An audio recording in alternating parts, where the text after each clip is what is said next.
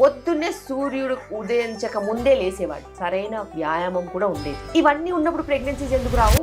మస్తు వస్తాయి, మంచిగా వస్తాయి, కావాల్సినన్ని వస్తాయి. అయితే ఇప్పుడున్న పరిస్థితి ఏంటి? 30 దాటితే తప్పితే ప్రెగ్నెన్సీ ఆలోచించట్లేదు. ఇప్పుడున్న లైఫ్ స్టైల్లో చాలా మందికి స్ట్రెస్ ఎక్కువగా ఉంది, వాళ్ళకి కార్టిజాల్ వచ్చి అస్తవ్యస్తంగా అయిపోతున్నాయి హార్మోనల్ ఇంబ్యాలెన్సెస్ తో irregular periods, sperm quality issues, ఇట్లా ఎన్నో రకాల సమస్యలు వస్తున్నాయి. సెక్షువల్ యాక్టివిటీ కూడా డిఫరెంట్ ఏజెస్ లో డిఫరెంట్ టైప్స్ లో ఉంటుంది. Some times even a hug will give you the same feeling, some times even intimacy will not give you the same feeling. So environment మీద చాలా డిపెండ్ అయి ఉంటుంది. Sex చేస్తే తప్పు లేదు, చూస్తే తప్పు లేదు, పాన్ వీడియోస్ కోతి మూకుంటారే కింద అలడరా అని ఎవరు పచ్చినట్టు వాళ్ళు పెడతారు మెసేజ్లు, వాళ్ళకు కూడా అర్థమయ్యేలాగా ఉంటాయి. పీరియడ్స్ టైంలో ఉండేటప్పుడు కూడా నాతో సెక్స్ చేయాలని అడుగుతూ ఉంటుంటారు. If you are not comfortable you should not. అంటే చెప్తే వాళ్ళు కూడా ఎలా తీసుకుంటారు అని మొహమాటం ఉన్నప్పుడు నోరు మూసుకోవాలి. మరి ఈ మాత్రం కూడా కమ్యూనికేట్ చేయలేకపోతే there is no use of long term relationship. గతంలో పెళ్ళైన తర్వాత వాళ్ళు వర్జినిటీని కోల్పోయేవారు, ఇప్పుడు చాలా ఫాస్ట్ గా ఉన్నారు.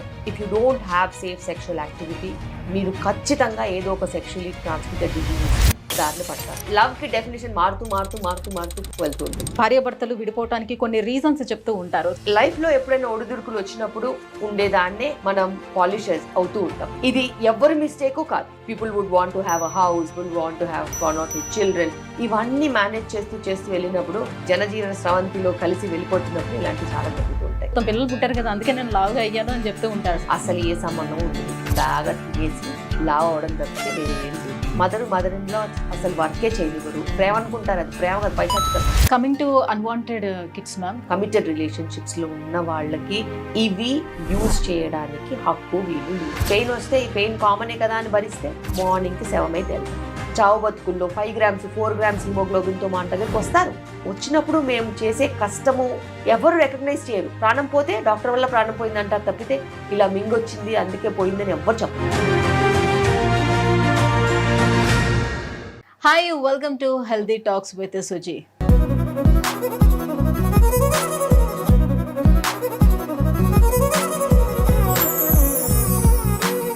ఈ టాక్ షోలో నిజంగా మనం మాట్లాడుకునే మాటలన్నీ కూడా చాలా హెల్తీగా ఉంటాయి. ప్రతి ఒక్కరికి యూజ్ అయినటువంటి టాపిక్స్ మనం మాట్లాడబోతున్నాం. సో ఇవాల్టి పాడ్కాస్ట్లో మనం సెక్స్ ఎడ్యుకేషన్ గురించి కానివ్వండి, లేదంటే ఈ పీరియడ్స్, అమ్మాయిలు ఎదుర్కొన్నటువంటి పీరియడ్స్ సమస్యల గురించి కానివ్వండి, అండ్ ఇన్ఫర్టిలిటీ సమస్యలు పెరగడానికి రీజన్స్ కానివ్వండి. సో ఇవన్నీ కూడా జనరల్గా ప్రతి ఒక్కరికి ఉన్నటువంటి డౌట్స్ ఏవైతే ఉంటాయో, కొంతమంది ఎవరైతే షేర్ చేసుకోలేకపోతూ ఉంటారో, సో అలాంటి ఇష్యూస్ అన్నీ కూడా ఈ పాడ్కాస్ట్లోనే మాట్లాడబోతున్నాం. సో ఇవన్నీ డిస్కస్ చేసేందుకు మనతో పాటు ఉన్నారు ఒక ఫేమస్ గైనకాలజిస్ట్. 2 తెలుగు రాష్ట్రాల్లోనే అసలు పరిచయమే అవసరం లేనటువంటి, అందరికీ సుపరిచితురాలైనటువంటి డాక్టర్ శిల్పి రెడ్డి గారు మనతో పాటు ఉన్నారు. మేడంతో మాట్లాడేద్దాం.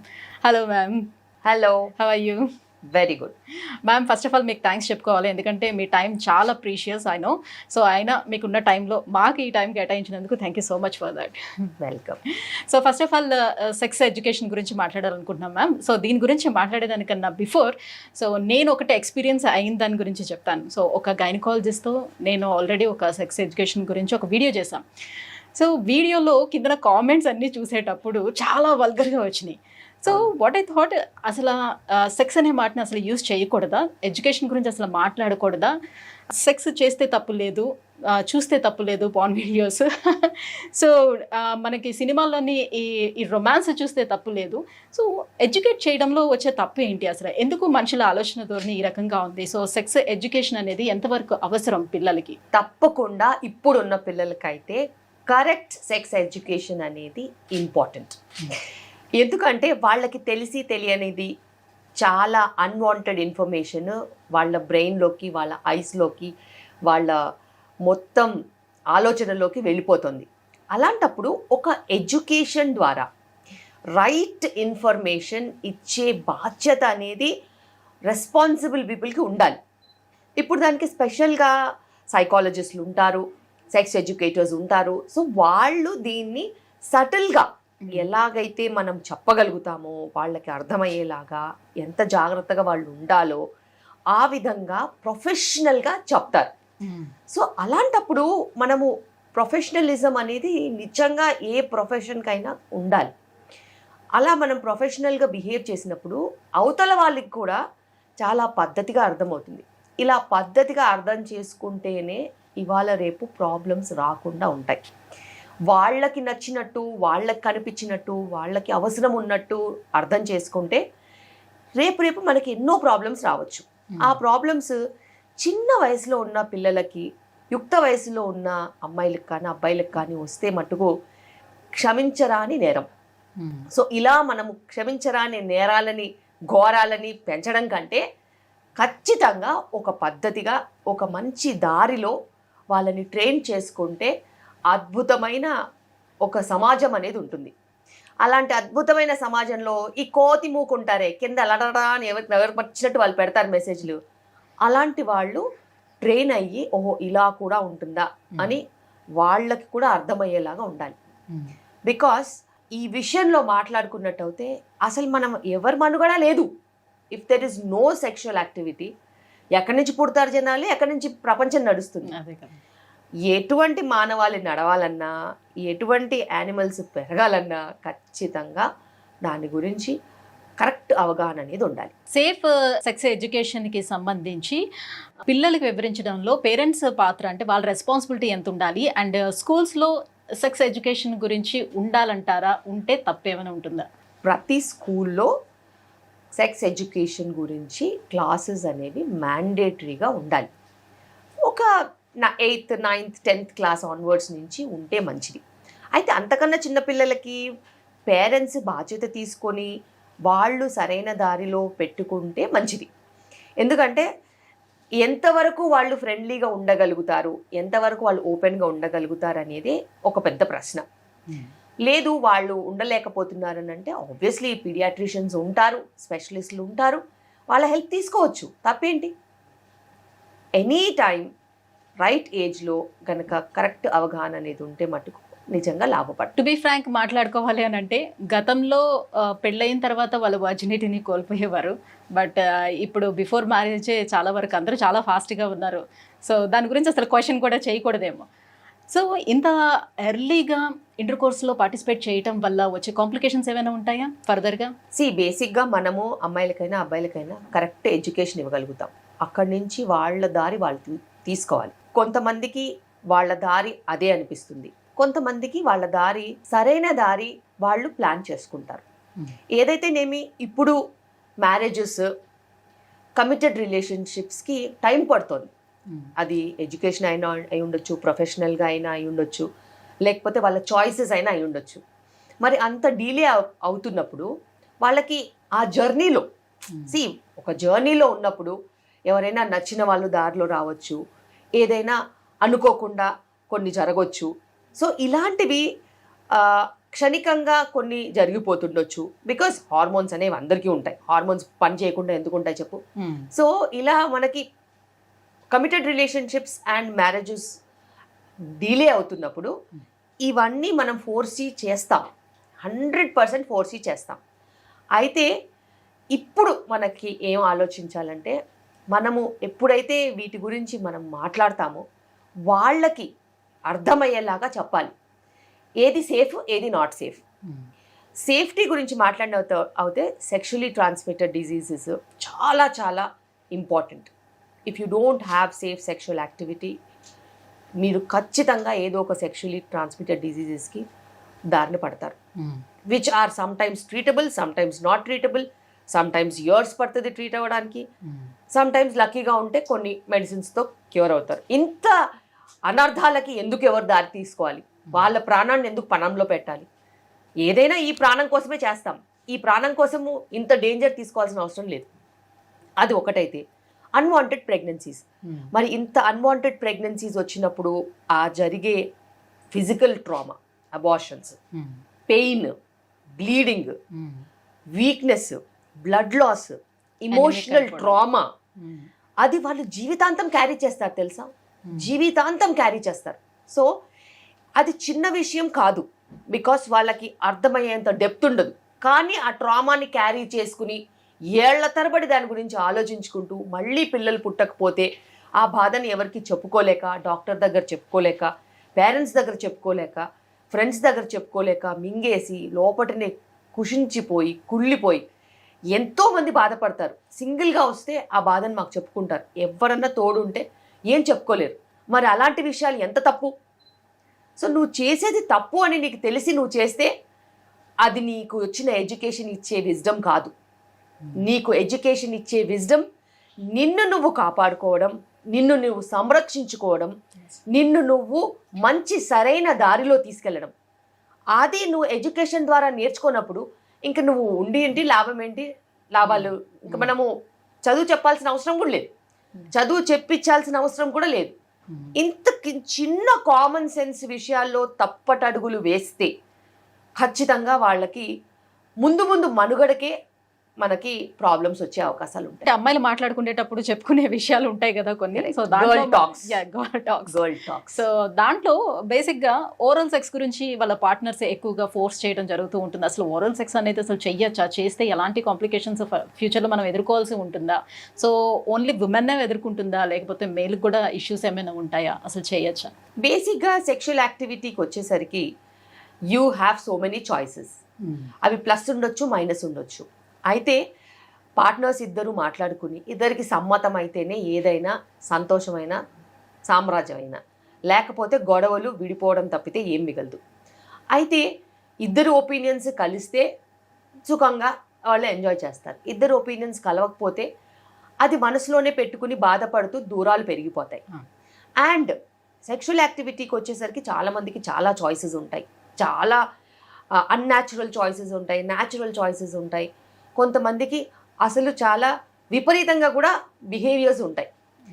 ఏదైనా కూడా normal behaviour is normal behaviour and abnormal behaviours ఉంటే అవతల పార్ట్నర్ ఖచ్చితంగా సమ్మతం చెప్పాలి. అదర్వైజ్ ఇవి లాంగ్ స్టాండింగ్ రిలేషన్షిప్స్కి దారి తీయవు. అండ్ మోస్ట్ లైక్లీ ట్రొమాటిక్ స్ప్లిటప్స్కి, ట్రొమాటిక్ ప్రాబ్లమ్స్కి దారి తీస్తాయి. అండ్ ఎక్స్ప్లోర్ చేయడం వేరు, అది నచ్చినా నచ్చకపోయినా బతకడం వేరు. మరి నీకు అంత చాయిసెస్ నువ్వు యాజ్ అన్ ఇండివిజువల్ ఉన్నప్పుడు నీకు నచ్చితే ఓకే, నచ్చకపోతే you should say no. And sexually transmitted diseases oral సెక్స్తో కూడా వచ్చే ఛాన్సెస్ ఉంటాయి. There are so many people who come with big big ulcers on the mouths and lesions. ఇవన్నీ కూడా వాటితో వచ్చినవి. అండ్ లాంగ్ టర్మ్ రిలేషన్షిప్స్లో there are so many safety aspects that we can be reassured. Single partner long term రిలేషన్షిప్స్లో ఉన్నప్పుడు వాళ్ళ understanding వేరు, వాళ్ళ హెల్త్ సెగ్మెంటే వేరు, వాళ్ళ పర్స్పెక్టివ్సే వేరు. కానీ ఇప్పుడున్న పరిస్థితిలో మనకి అలాంటి సిచ్యువేషన్స్ తక్కువ. బికాస్ పీపుల్ ఆర్ ఎక్స్ప్లోరింగ్లో చాలా ఎక్స్ప్లోర్ చేస్తూనే ఉంటారు. అలాంటప్పుడు ఇందులో సేఫ్టీ అనేది ఉండదు. జాగ్రత్తగా ఉండాల్సిన అవసరం అయితే ఉంది. రైట్, మీరు చెప్పినట్టుగా విపరీతాలు కూడా చాలా ఉంటాయి అని అన్నారు కదా. సో అందులో భాగంగానే కొంతమంది అడుగుతూ ఉంటారు, నా హస్బెండ్ నేను పీరియడ్స్ టైంలో ఉండేటప్పుడు కూడా నాతో సెక్స్ చేయాలని అడుగుతూ ఉంటుంటారు. సో ఈ దీనివల్ల నేను ఏమైనా ఎఫెక్ట్ అవుతానా అని. ఎవరికి ఏ ఎఫెక్ట్ అవ్వరు, బట్ కంఫర్ట్ అనేది కూడా చూసుకోవాలి కదా. See everybody is not having same symptoms. Okay, some people are very comfortable, some people have tremendous pain. So if you are comfortable, you can go ahead. There is nothing to stop you. If you are not comfortable, you should not, because it will increase your pain, agony, stress, and అది ఒక mental ప్రాబ్లమ్కి దారి తీస్తుంది. Already physical pain ఉన్నప్పుడు నువ్వు దాన్ని ఇమోషనల్గా ఇంకా pressurise చేస్తే you will not be able to enjoy. And nobody is a toy in the other people's hand. Everybody has their own self regulation, self respect and body image particulars. So అవన్నీ ఉన్నప్పుడు you can always communicate. అంటే పూర్వము మన పెద్దవాళ్ళు so ఇట్లా periods వచ్చేటప్పుడు వాళ్ళని సపరేట్గా కూర్చోబెట్టేవారు, పని చేయించకపోవడంతో పాటుగా. సో ఇలా సెక్షువల్గా కూడా ఇంటర్కోర్స్ కూడా ఉండకూడదని.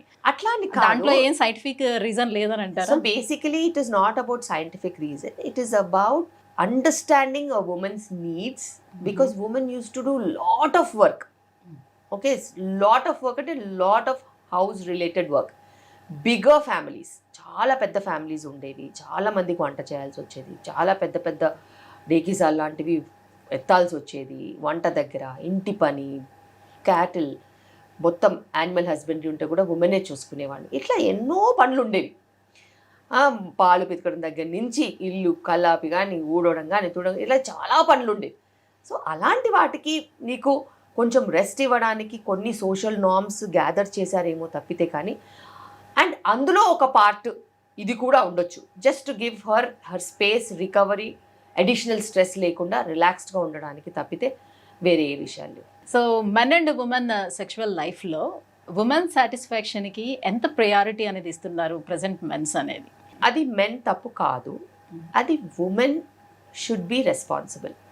చాలాసార్లు నేను చూశాను, if not 100%, at least 70% women do not communicate. తనకి ఏం కావాలో తను కమ్యూనికేట్ చేయలేదు, చెప్పదు. Whether she's got an orgasm or not, whether she satisfied or not, or whether she's happy or not, she never speaks.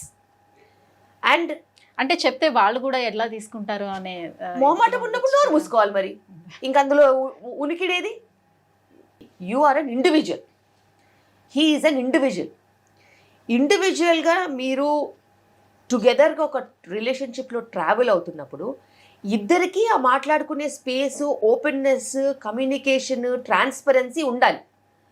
నువ్వు నీ ట్రాన్స్పరెన్సీని తొక్కేసుకుని పార్ట్నర్ ఏమనుకుంటాడో అనుకుంటే తప్పు కదా. చాలాసార్లు కమ్యూనికేషనే ప్రాబ్లం. కమ్యూనికేట్ చేస్తే పాజిటివ్గా తీసుకునే పార్ట్నర్స్ ఉంటారు. ఓకే, డిప్రెస్ అయిపోయి వాళ్ళు డాక్టర్స్ దగ్గరికి వెళ్ళిపోయి I'm not able to perform అని ఇంకా పర్ఫార్మెన్స్ పడిపోయే వాళ్ళు కూడా ఉంటారు. But that number is lesser. And నువ్వు ఎట్లా కమ్యూనికేట్ చేస్తున్నావు అనేది నువ్వు సరిగ్గా చెప్పగలగాలి. యోర్ ఫాల్ట్ అని చెప్తే ఎవరైనా ఒఫెన్సివ్గా ఫీల్ అవుతారు. Let's do it this way అన్నది చెప్తే వేరే రకంగా ఉంటుంది. I would want some more time అని అంటే వేరే రకంగా ఉంటుంది. సో నీ మాటలు వల్లే ఏదైనా కానీ పెరగడమా విరగడమా అనేది ఉంటుంది. చాలా వరకు వాళ్ళు అనుకునేది ఏంటంటే, ఇప్పుడు నేను ఇలా చెప్పాను అని అనుకోండి ఫర్ సపోజ్, సో నీకు చాలా ఎక్స్పీరియన్స్ ఉన్నట్టుంది, that's why you asking like that, అలా ఏమైనా అంటారేమో. సో ఈ రకంగా తీసుకుంటే నేను ఏం ఇంకెందుకు మరి అలాంటప్పుడు ఆ పార్ట్నర్తో బతకడం ఎందుకు చెప్పు? ఈ మాత్రం కూడా కమ్యూనికేట్ చెయ్యలేకపోతే there is no use of a long term relationship. Okay, and it is never about your words which are going to be interpreted. Okay, interpretation అనేది నీ బిహేవియర్ వల్ల కూడా వస్తుంది, నీ ఇంటిమసీ వల్ల కూడా వస్తుంది, నీ మాటల వల్ల కూడా వస్తుంది, నీ అట్మాస్ఫియర్ వల్ల కూడా వస్తుంది. A very loving, caring couple would never talk such extreme things. Only a sadist will talk like that. So అట్లాంటి సాడిస్ట్ గారితో ఉండాల్సిన అవసరం కూడా లేదు. అంత చెడ్డగా నీ గురించి మాట్లాడిన వాళ్ళు పట్టుకుని ఊగులాడాల్సిన అవసరం అసలుకే లేదు. సో ఏదైనా అర్థం చేసుకుంటేనే రిలేషన్షిప్. ఇంత నాస్టీగా మాట్లాడితే ఇంకా వాడు నీ గురించి ఏమనుకుంటున్నాడు, నువ్వు ఎందుకు ఉండాలి కలిసి? As well get out of that trauma. Today if he speaks like this, tomorrow he'll speak anything else. And if you are going to think like he might talk to me like that, that means you don't have an internal respect for him. So ఏదైనా రిలేషన్షిప్లో బయట ఎంత respect ఉంటుందో లోపల కూడా అంతే respect ఉండాలి, అంత కమ్యూనికేషన్ ఉండాలి, అంత ట్రాన్స్పరెన్సీ ఉండాలి. లేకపోతే there is no point in even staying together. భార్యాభర్తలు విడిపోవటానికి కొన్ని రీజన్స్ చెప్తూ ఉంటారు. సో బిఫోర్ మ్యారేజ్ తను ఉన్నట్టుగా, అంటే ఒకవేళ లవ్ చేసుకుంటే బిఫోర్ మ్యారేజ్ ఉన్నట్టుగా, లేదు అంటే మ్యారేజ్ స్టార్టింగ్లో ఉన్న విధంగా తర్వాత పిల్లలు పుట్టిన తర్వాత ఉండటం లేదు. సో అది ఎలాంటి కండిషన్లో అయినా కావచ్చు, లైక్ తన లవ్ని ఎక్స్ప్రెస్ చేసే విధానంలో కావచ్చు, లేదంటే సెక్షువల్ లైఫ్లో కావచ్చు. సో ఇలాంటివన్నీ కూడా నాకు డిఫరెన్సెస్ కనిపిస్తున్నాయి కాబట్టి మేము ఉండలేకపోతున్నాం, మాకు చాలా డిఫరెన్సెస్ వచ్చాయని చెప్తూ ఉంటారు. ఎందుకు బిఫోర్ ఉన్నట్టుగా ఆఫ్టర్ ఉండలేకపోతారు? అంటే ప్రాబ్లం మెన్లో ఉంటుందా ఉమెన్లో ఉంటుందా? ప్రాబ్లం లైఫ్లో ఉంటుంది. Because when you travel together ఖచ్చితంగా ఈ రోజు ఉన్నట్టు రేపు ఉండదు, రేపు ఉన్నట్టు ఎల్లుండి ఉండదు. అండ్ లైఫ్లో ఎప్పుడు కష్టాలు నష్టాలు సుఖాలు వస్తూ పోతూ ఉంటాయి. And that builds relationship. అలాగే నీ demands and your profession and your environment keeps changing. అవి చేంజ్ అవుతున్న కొద్దీ దానికి అనుగుణంగా నువ్వు అడ్జస్ట్ అవుతూ వెళ్ళిపోవాలి. At 20s you are a different person, at 30s you are a different person, at 40s you are different, 50s you are different.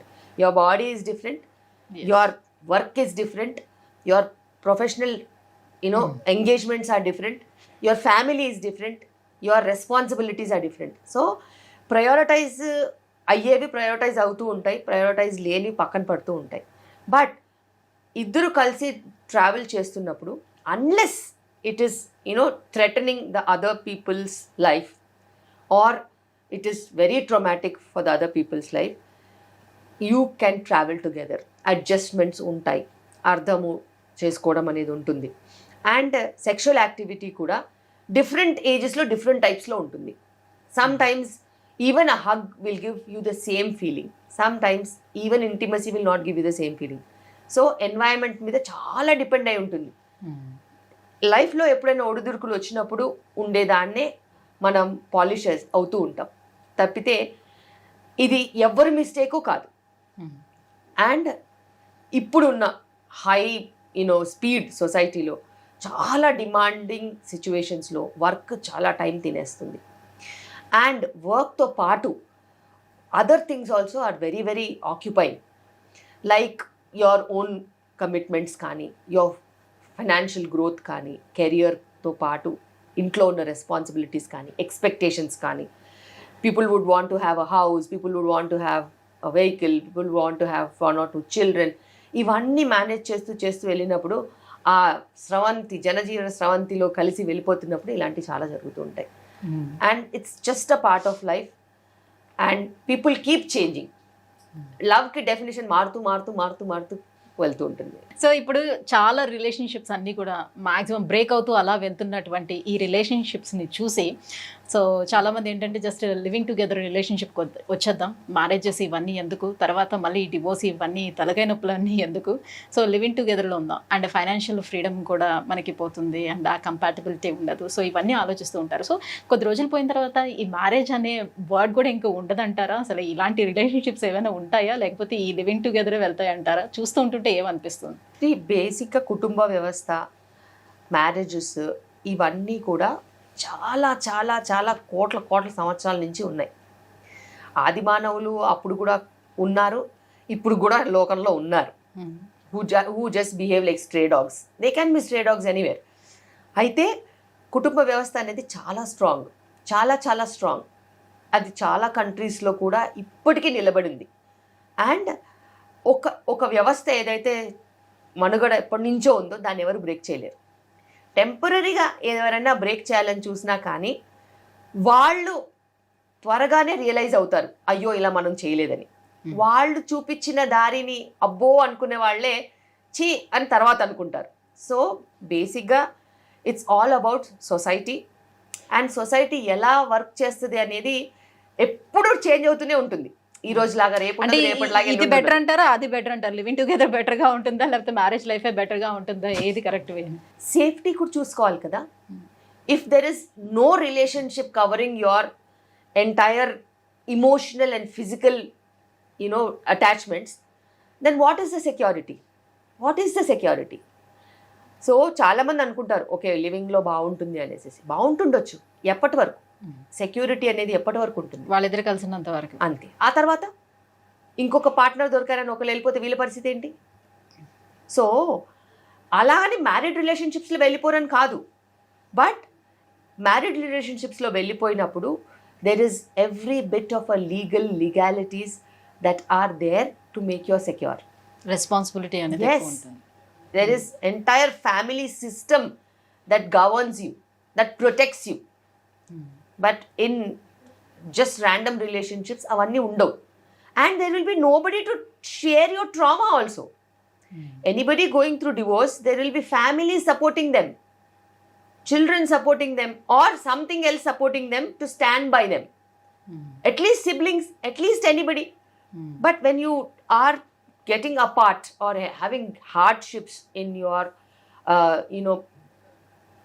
other relationships, there will be very few people to support you. And you are not very secure there. Legal ga kuda konni legalities e untai, anni legalities apply avvu. So coming to male masturbation, so హస్తప్రయోగం, so ఇది everyday చేయటం వల్ల వాళ్ళ mental health ఏమైనా దెబ్బతింటుందా? See, it's a absolute normal phenomenon. Masturbation అనేది చాలా చాలా normal. You can not tell that it is abnormal unless and until people have forgotten the entire world and only doing that. That is not normal, that's abnormal.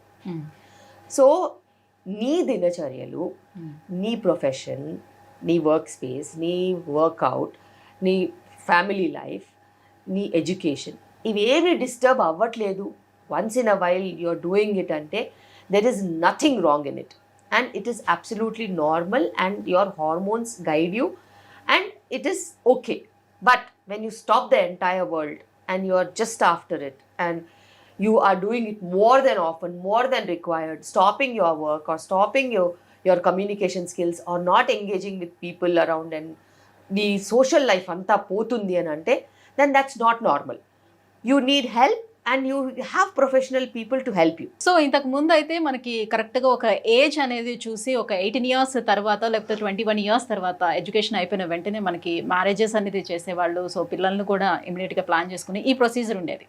But nowadays అందరూ కూడా career వైజ్గా వెళ్తున్నారు, ఆ ఓరియంటెడ్గా వెళ్తున్నారు కాబట్టి so వాళ్ళంతా ఒక 35 అట్లా, అమ్మాయిలు కూడా అలానే ప్లాన్ చేసుకుంటూ వస్తున్నారు 30-35 అన్నప్పుడు. సో పిల్లల దగ్గరకు వచ్చేటప్పటికి ఈ కాంప్లికేషన్స్ నార్మల్ అయిపోయింది. సో గల్లీకి ఒక ఇన్ఫర్టిలిటీ సెంటర్స్ అనేది వస్తుంది. సో ఇది పెరుగుతున్న టైంలో ప్రాపర్గా నాకు పిల్లల్ని కావాలి ప్లాన్ చేసుకోవాలనుకునేటప్పుడు ఉన్నటువంటి ఆప్షన్స్ ఏంటి, ఎలా చేసుకోవాలి, దీని నుంచి ఏ రకంగా బయటపడచ్చు? కుటుంబ వ్యవస్థ ఎప్పుడైనా కూడా చాలా పటిష్టంగా ఉండింది. So early marriages always better. Teenage marriages కాదు, ఎర్లీ మ్యారేజెస్ అంటే ద రైట్ ఏజ్ మ్యారేజెస్ చాలా బెటర్. దాని మీద ఒక మొత్తం దేశ భవిష్యత్తు ఉంటుంది. ఇప్పుడు మనం ఇంత స్ట్రాంగ్గా ఎందుకున్నాము యాజ్ అన్ ఎకానమీ? అన్ని other economies are dying economies అని ఎందుకు అంటున్నారు? Because we have young population. అంటే ఈ దేశాన్ని, ఈ వ్యవస్థని మన లాస్ట్ జనరేషన్ కాపాడారు. వాళ్ళందరూ టైంకి పెళ్ళిళ్ళు చేసుకుని 2-3 పిల్లల్ని కానీ ఇప్పుడు ఈ దేశానికి యంగ్ పాపులేషన్ ఇచ్చారు. మనం నంబర్ 1కి వెళ్ళే ఆస్కారం అనేది ఇచ్చారు. యూరోప్ చూసారా, చచ్చిపోయింది. అక్కడ ఉండడానికి జనాలు లేక ఊర్లలో నుంచి, ఇండియా నుంచో ఎక్కడి నుంచో వెతుక్కుంటున్నారు జనాలు, వచ్చి ఉండండి మేము డబ్బులు ఇస్తాం. సో అలాంటి ఒక వ్యవస్థకి వెళ్ళిపోవాలంటే ఈధర్ కుటుంబ వ్యవస్థ అన్నా చచ్చిపోవాలి, లేకపోతే డీలేడ్గా మ్యారేజెస్, డీలేడ్గా పిల్లలన్నా కనాలి. కనేది కూడా ఒక్కళ్ళనే కంటున్నారు. అలాంటప్పుడు ఒక 10-15 ఏళ్లలో మనం ఎక్కడ ఉంటాము? మనం ఎక్కడ ఉండం, మళ్ళీ యూరోప్లో తయారవుతాం. సో ఇది నెక్స్ట్ ఉండే డేంజర్. చాలా పాపులేషన్ సర్వేస్, ఫర్టిలిటీ సర్వేస్, ఇట్లా కొన్ని వందల సర్వేస్ ఏం చెప్తున్నాయంటే మనము we have gone below the mark of normal fertility. Normal fertility అంటే ఏంటి? 2.2 దాని మార్క్. అంటే 2 పెళ్ళి చేసుకుంటే వాళ్ళకి 2 పిల్లలు. ఓకే, సో యావరేజ్గా 2.2 ఫర్టిలిటీ నంబర్. ఇప్పుడున్న పరిస్థితిలో అది 1.5 కంటే కూడా దిగువలో ఉంది. ఎందుకు వచ్చింది ఆ పరిస్థితి? Because of one is late marriages, one is deciding late to have children, third is fertility problems, fourth is getting pregnant difficult, having miscarriages, obstetric problems రావడము. దాని తర్వాత another reason is పిల్లలు పుట్టాక కూడా వాళ్ళు చిన్న వయసులోనే చనిపోవడం. ఏది డెంగ్యూ అయినా అయ్యుండొచ్చు, మొన్న కోవిడ్కి చనిపోయినట్టు అట్లా ఎన్నో రీజన్స్ అయ్యుండొచ్చు. సో బర్త్ రేటు తగ్గుతుంది. ఎంత హెల్త్ ఇన్ఫ్రాస్ట్రక్చర్ ఉన్నా కూడా ఏదో ఒక పాండమిక్, ఎపిడమిక్ లాంటివి వచ్చి పిల్లల భవిష్యత్తుతో లాక్కుంటున్నాయి. సో ఇలా ఉన్నప్పుడు ఇంకా మనము లేట్గా మ్యారేజెస్ చేసుకున్నట్టు అయితే రీప్రొడక్టివ్ ఫంక్షన్కి స్కోప్ లేకుండా పోతుంది. Because there is pollution, there is so much of plastics that are microplastics. మనం వాడే సామాన్లో ఉన్న microplastics working on our fertility, air pollution, water pollution, your ఫుడ్లో ఉన్న pesticides, chemicals, additives, preservatives, colours, ఇలా ఎన్నో they are acting on our fertility. ఇంత male fertility problems, female fertility ప్రాబ్లమ్స్కి వెళ్ళిపోయి తర్వాత పిల్లలు కావాలంటే కష్టపడడం కంటే ఒక సరైన ఏజ్లో మ్యారేజ్ చేసుకుని prioritise child to career or career partially child to an extent. So ఇదేదో బ్యాలెన్స్ చేయాలి. దీన్ని వదలొద్దు, దానికి దీన్ని వదలొద్దు. బ్యాలెన్స్ చేస్తేనే అది నీ ఎడ్యుకేషన్ నీకు ఇచ్చే విజ్డమ్. కరెక్ట్ కదా? ఇప్పుడు చదువుకోని వాళ్ళు తప్పులు చేసి, చదువుకున్న వాళ్ళు కూడా తప్పులు చేస్తే దాన్ని పాలిష్డ్ తప్పులన్నా తప్పే కదా. అంతే. సో నువ్వు చదువుకున్నప్పుడు నీ చదువు నీకేం నేర్పించాలి? అట్లీస్ట్ కుటుంబ వ్యవస్థని కాలరాయొద్దన్నా నేర్పించదు కదా. సో అది నీకు నేర్పించదు చదువు. నీ చదువు నీకేం నేర్పిస్తుంది? నువ్వు మంచిగా ఆలోచించి నీకు నువ్వు ఏమవ్వాలో ఒక మంచి సంకల్పం తీసుకుని దాన్ని నెరవేర్చుకోవాలని చెప్తుంది. అందులో నీకు కుటుంబం లేదు, పెళ్ళిళ్ళు లేవు, పిల్లలు లేరు అని అంటే అది నీ ఇష్టం. తర్వాత ఎప్పుడైనా వాళ్ళు నాకు ఇప్పుడు పిల్లలు కావాలి 45 ఏళ్ళ కంటే కుదరదు. డోనర్ ఎగ్ డోనర్ స్పర్మే చెప్తారు మరి ఫర్టిలిటీ వాళ్ళు. ఫీమేల్లో ఎగ్ క్వాలిటీ తగ్గిపోవడం కానీ మేల్లోని స్పర్మ్ క్వాలిటీ తగ్గిపోవడానికి కానీ కేవలం ఏజ్ ఫ్యాక్టర్ అనేది రోల్ ప్లే చేస్తుందా, లేదు అంటే మనం తీసుకున్నటువంటి ఫుడ్ కూడా ఉందంటారా? లైఫ్ స్టైల్, మొత్తం లైఫ్ స్టైలే దానికి ఒక రీజన్ కింద మారింది. ఏజ్, ఏజ్ చాలా చాలా ఇంపార్టెంట్. 30+ వాళ్ళకి క్వాలిటీ తగ్గుతుంది, 35+ వాళ్ళకి బ్యాడ్ క్వాలిటీ ఉండే ఛాన్సెస్ చాలా హై ఉంటాయి. 40 తర్వాత ఆల్మోస్ట్ 80% ఆఫ్ ద టైం చాలా బ్యాడ్ క్వాలిటీ వస్తుంది ఎగ్స్ వరకు. స్పర్మ్ అంటారా, స్పర్మ్ కూడా ఏజ్కి కొంచెం రిలేషన్ ఉంటుంది, కానీ లైఫ్ స్టైల్కి మటుకు చాలా రిలేషన్షిప్ ఉంటుంది. Example alcohol, smoking, substance abuse, ఇవన్నీ కూడా ఎగ్ క్వాలిటీ, స్పర్మ్ క్వాలిటీని దెబ్బతీస్తాయి. వీటితో పాటు మనం యూస్ చేసే మైక్రో ప్లాస్టిక్స్, చాలా క్యాజువల్గా మనము వాటర్ బాటిల్స్లో నీళ్ళు తాగేసేసి పడేస్తూ ఉంటాము. ఆ ప్లాస్టిక్స్ కూడా లీచ్ అయిపోయి ఆ వాటర్లో ఉండి ఫర్టిలిటీ తగ్గిస్తున్నాయి. ఇలాగే మనం చెప్పుకుంటూ పోతే తినే ఆహారంలో కూడా చాలా పెస్టిసైడ్స్, కెమికల్స్, యాడిటివ్స్ కూడా ఉన్నాయి. ఇవన్నీ కూడా దాన్ని ఎక్కువగా ఇన్ఫ్లుయెన్స్ చేస్తున్నాయి. వీటితో పాటు మనము కోరి తెచ్చుకున్న కష్టాలు అంటాం కదా, ఎక్కువ టైం వర్క్ చేయడము, నైట్ అంతా కూర్చొని టీవీలు చూడడము, లేకపోతే సోషల్ మీడియా చూడడము, లేకపోతే నెట్ఫ్లిక్స్, అమెజాన్లు రన్లాగా ఒక కంటిన్యూస్ సిరీస్ మొత్తం నైట్ అంతా చూడడము, నిద్ర సరిగ్గా లేకపోవడము, స్ట్రెస్ తీసుకోవడము జాబ్లో, ఇవన్నీ కూడా ఫర్టిలిటీని ప్రతి యాంగిల్, ప్రతి కార్నర్ నుంచి ఇన్ఫ్లుయెన్స్ చేస్తున్నాయి. అండ్ ఇది ఓన్లీ ఆడవాళ్ళకి మగవాళ్ళకని కాకుండా ఇద్దరికి ఇవే ప్రాబ్లమ్స్ కామన్గా హిట్ చేయడం మూలాన చాలా ప్రాబ్లమ్స్ వస్తున్నాయి ప్రెగ్నెన్సీస్. సో గతంలో మనం చూసుకుంటే చాలా న్యాచురల్ ప్రెగ్నెన్సీసే ఎక్కువగా ఉండేవి, న్యాచురల్గా ప్రెగ్నెంట్ అయ్యేవారు. ప్రెగ్నెన్సీ వచ్చిన తర్వాత కూడా వాళ్ళు చక్కగా ఎలాంటి మెడిసిన్స్ లైక్ అలాంటివి ఏమి యూస్ చేయకుండానే వాళ్ళ పనులు వాళ్ళు చక్కగా చేసుకునేవారు. డెలివరీ కూడా న్యాచురల్గా అయ్యేది. బట్ వెరాజ్ ఇప్పుడు వచ్చేటప్పటికల్లా అసలు కన్సీవ్ అయ్యారని తెలిసిన దగ్గర నుంచి మెడిసిన్స్ అనేది స్టార్ట్ అయిపోతుంది డెలివరీ వరకు. ఎందుకు ఇట్లా? ఎందుకంటే స్టార్టింగ్ మీరు అన్నట్టు యంగ్ పాపులేషన్ ఉండేది. యంగ్ పాపులేషన్కి ఎటువంటి హెల్త్ ప్రాబ్లమ్స్ ఉండే ఛాన్సెస్ ఉండవు. లైక్ బీపీ అయినా, షుగర్ అయినా, స్థూలకాయ సమస్యలైనా ఏవి ఉండవు వాళ్ళకి. 18-20 years ఓ 40 kgs ఉండేవాళ్ళ అమ్మాయిలు అయితే. As young as 18-20 years or 16 years or what ever, వాళ్ళకి వాళ్ళ ఏజ్ కొంచెం ప్రొటెక్షన్ ఇచ్చేది. హెల్త్ ప్రాబ్లమ్స్ అనేవి ఉండేవి కాదు. మోడరేట్గా ఫుడ్ తీసుకునేవాళ్ళు, ఎక్కువగా వర్క్ చేసేవాళ్ళు, ఫిజికల్ యాక్టివిటీ బ్రహ్మాండంగా ఉండేది. ఎంత మంచి ఫిజికల్ యాక్టివిటీ ఉండేదంటే సాయంత్రం అయ్యేసరికి భోంచేసి పడుకుంటే విపరీతంగా మంచిగా నిద్ర, ఎర్లీ స్లీపింగ్, పొద్దున్నే సూర్యుడు ఉదయించక ముందే లేసేవాళ్ళు. మళ్ళీ వాళ్ళ యాక్టివిటీస్, దినచర్యలతో పాటు సరైన వ్యాయామం కూడా ఉండేది.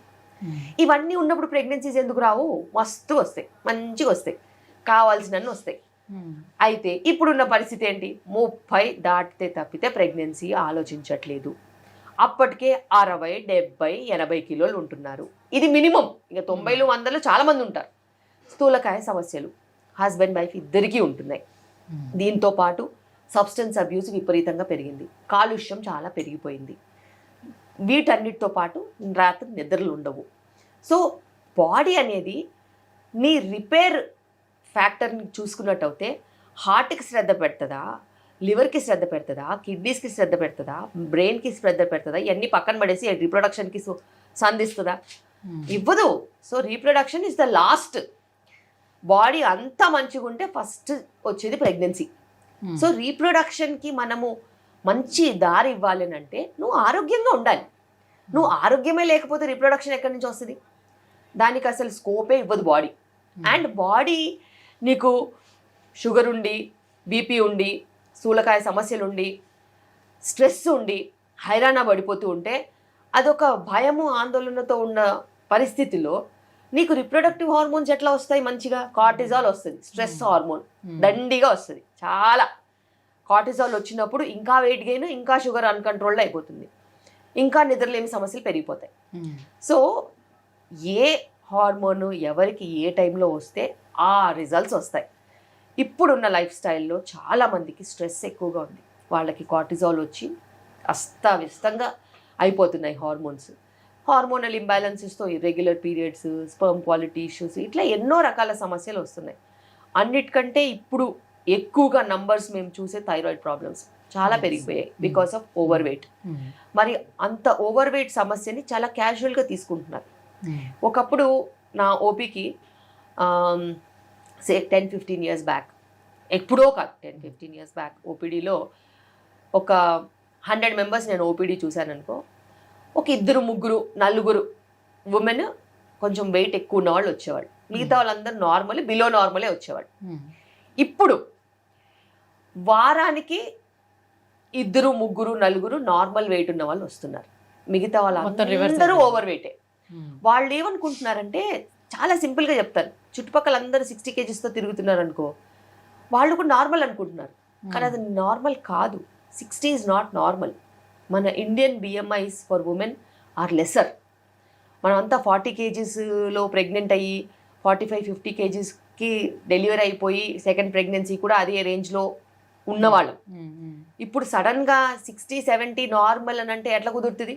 అదే బాడీ, అదే థైరాయిడ్ గ్లాండ్, ఏజ్ ఎక్కువ, వాళ్ళ రిక్వైర్మెంట్ కూడా ఎక్కువ ఉంటుంది. సో థైరాయిడ్ సమస్యలు చాలా ఎక్కువ పెరిగిపోయాయి.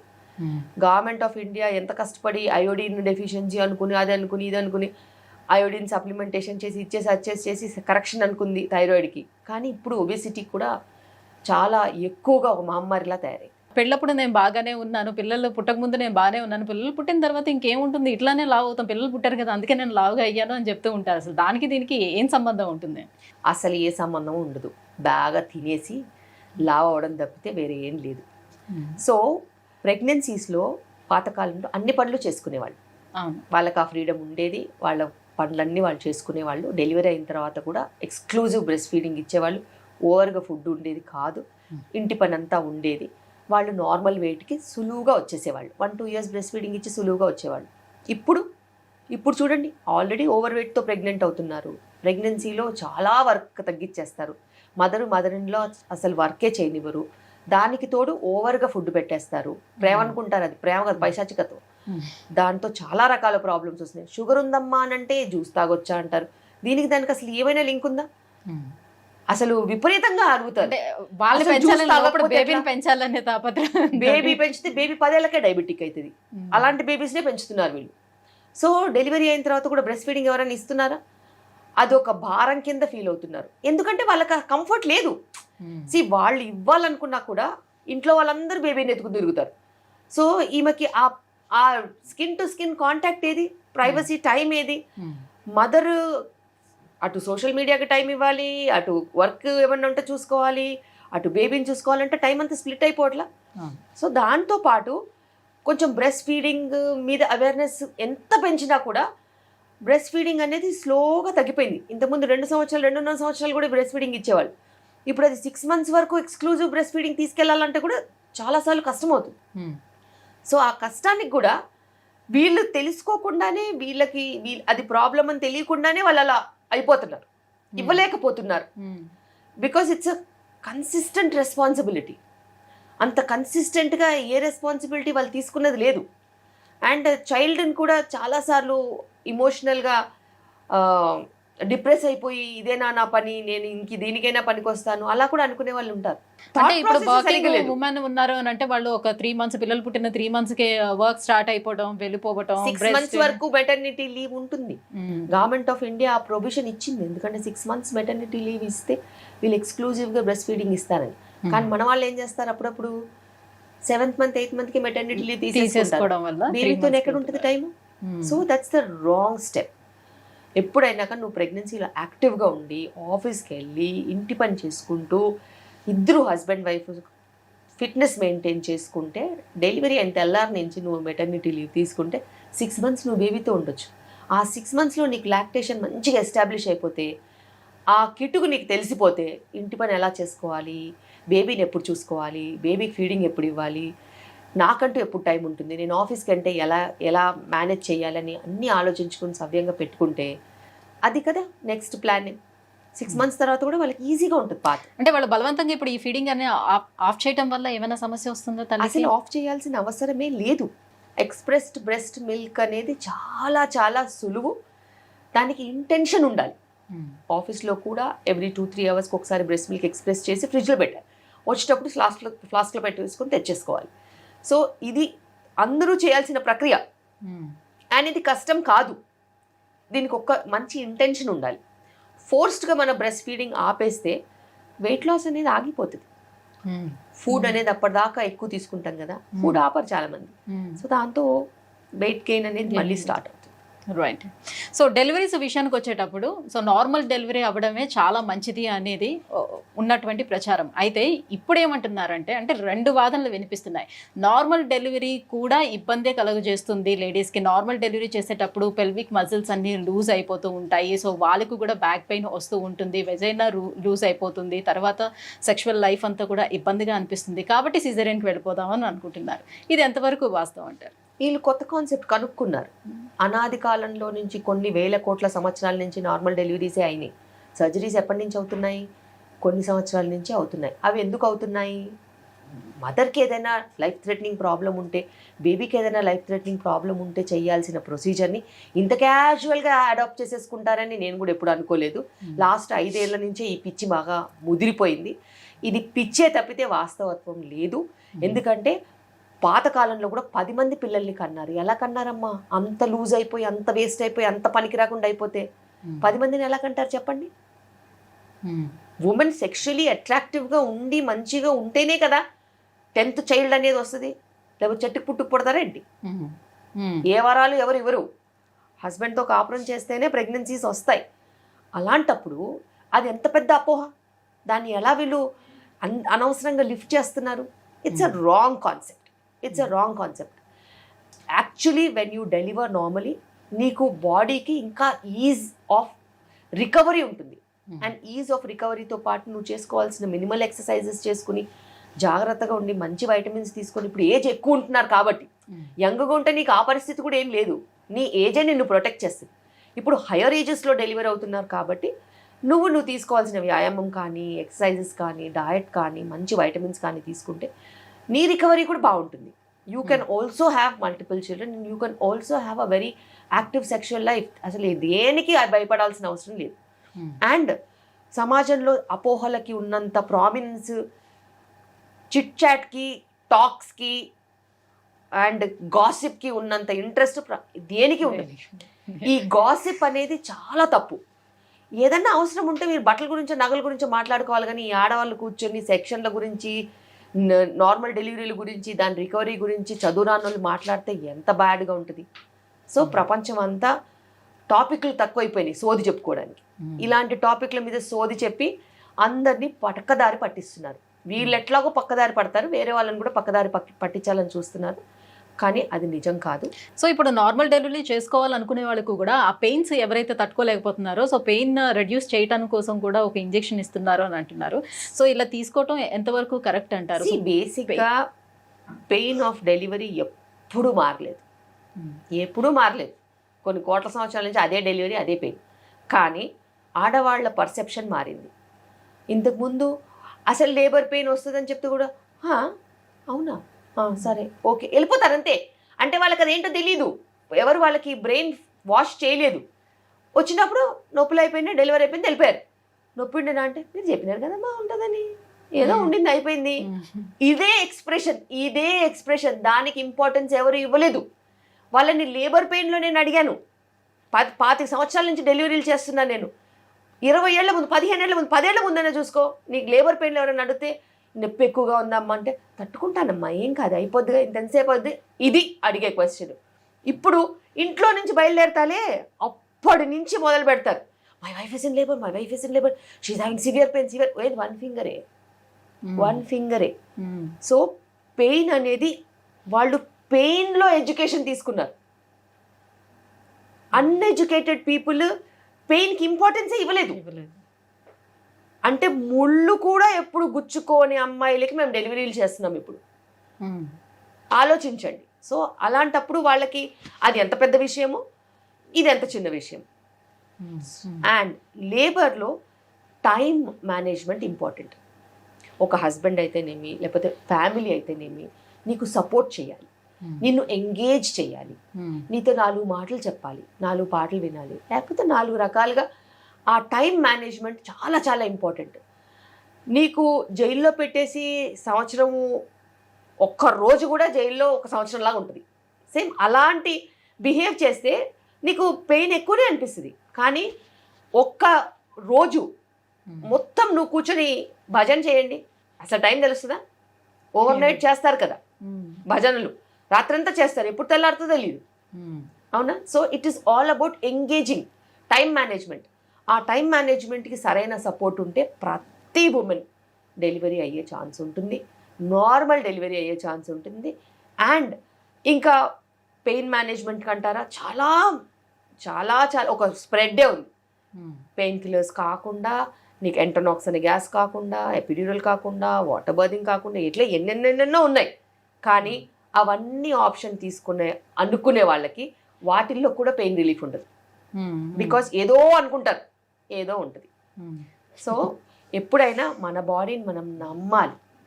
మనం కొత్తగా ఏం సృష్టించట్లా, అది ఎప్పటి నుంచో నడుస్తుంది.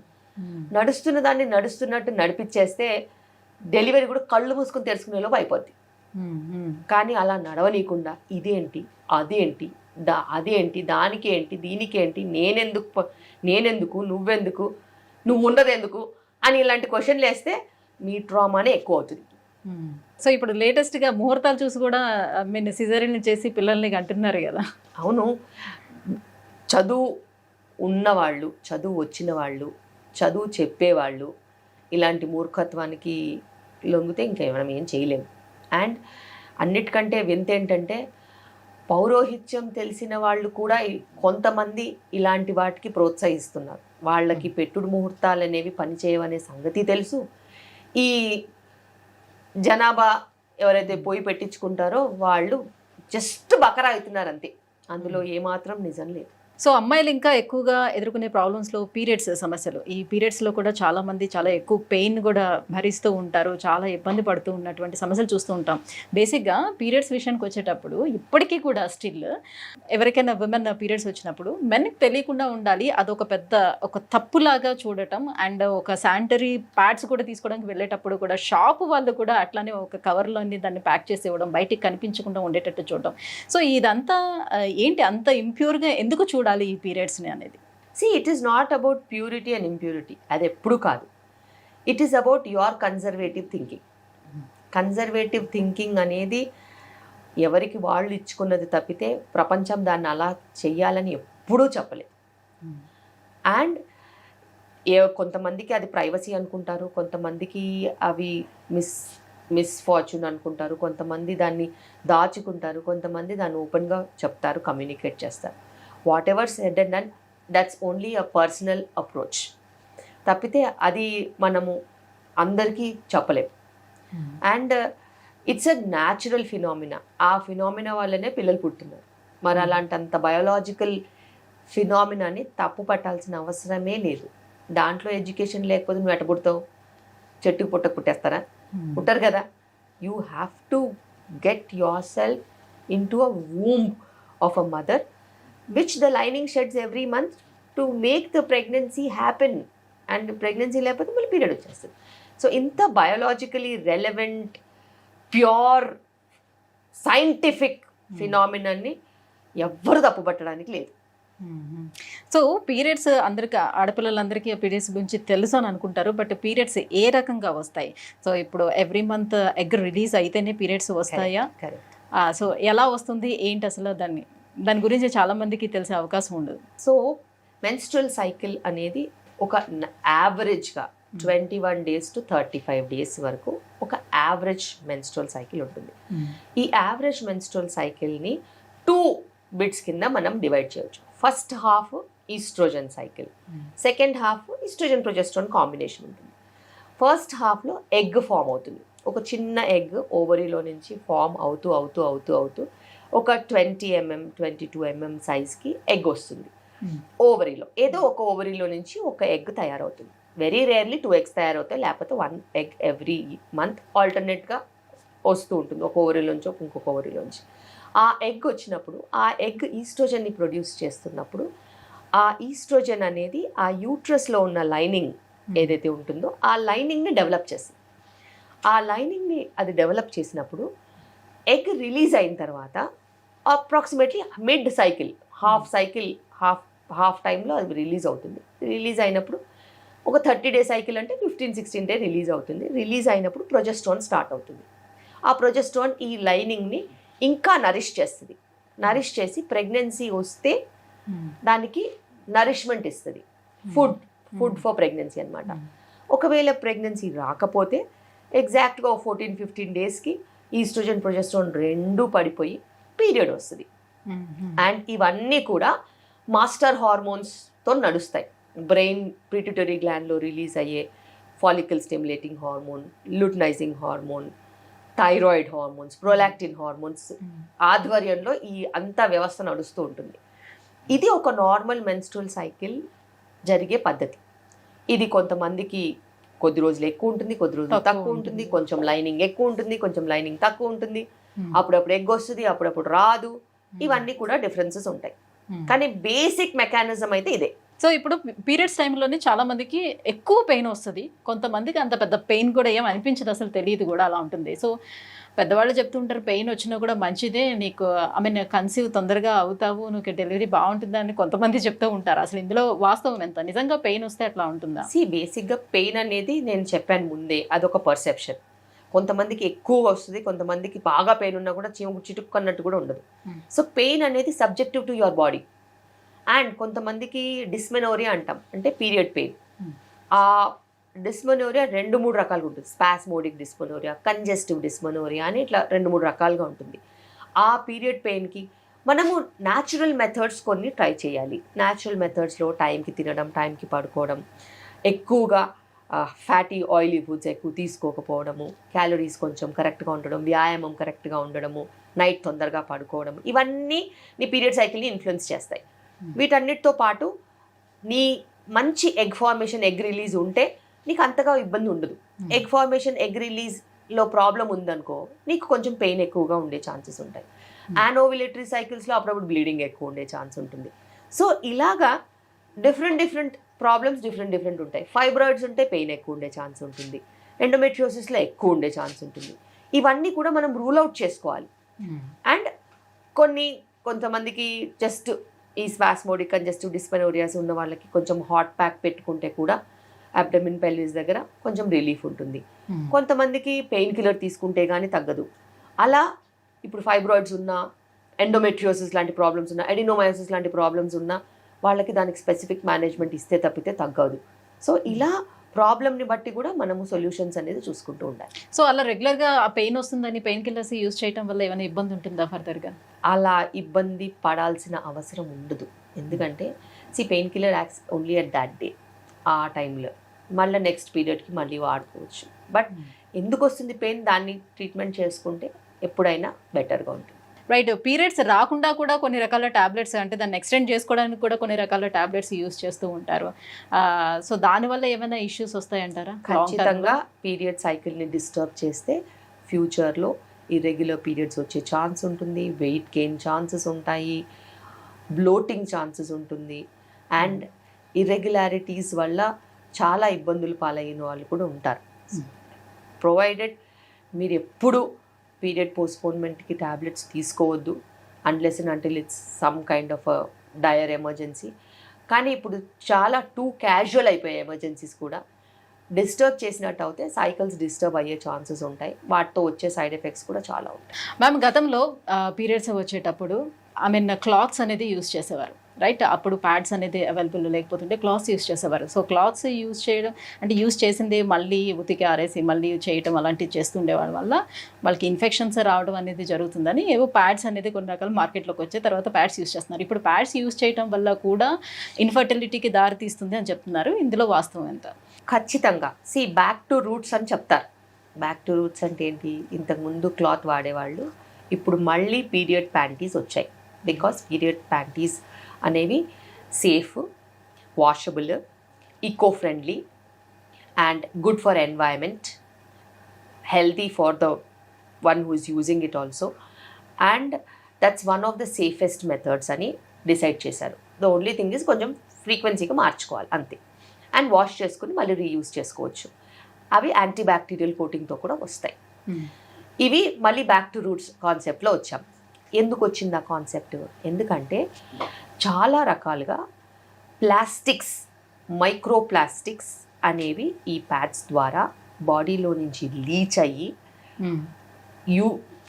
వెజైనా ద్వారా వెళ్ళి ఓవేరియన్ క్యాన్సర్ కూడా కాజ్ చేస్తున్నాయి, ఇన్ఫర్టిలిటీ కూడా కాజ్ చేస్తున్నాయి, అలా రకరకాల ప్రాబ్లమ్స్ కూడా కాజ్ చేస్తున్నాయని నిర్ధారణ చేశారు. ఎంతవరకు వెళ్ళిందంటే ఈవెన్ ఫీటస్లో, ఫీటల్ ప్లాసెంటా ఉంటుంది కదా, ప్లాసెంటాలో కూడా మైక్రో ప్లాస్టిక్స్ బయటపడ్డాయి. అంటే మైక్రో ప్లాస్టిక్స్ ఎలా, ఎక్కడి నుంచి, ఏ రూపాన్ని నుంచి వెళ్తున్నాయో కూడా మనకు తెలియదు. అయితే ఈ శానిటరీ ప్యాడ్స్ ద్వారా కూడా మైక్రో ప్లాస్టిక్స్ లీచ్ అవుతున్నాయని సైంటిఫిక్ రీసెర్చ్ ద్వారా మనకి బయటపడింది.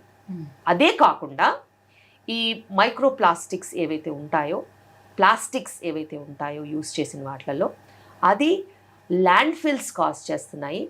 ఎన్వైరన్మెంట్లో పెద్ద మొత్తాన కొన్ని వందల సంవత్సరాల వరకు కూడా బయోడిగ్రేడబుల్ కాదు. వాటి వలన మనకి పొల్యూషనే కాకుండా ల్యాండ్ ఫిల్స్ అవ్వడమే కాకుండా అవి నాన్ బయోడిగ్రేడబుల్ అని నిర్ధారణ చేశారు. సో అంత పెద్ద థ్రెట్ ఉంది ఇప్పుడు. అందుకే ఆల్టర్నేటివ్గా మనకి menstrual cups which are silicone and bio friendly వచ్చాయి.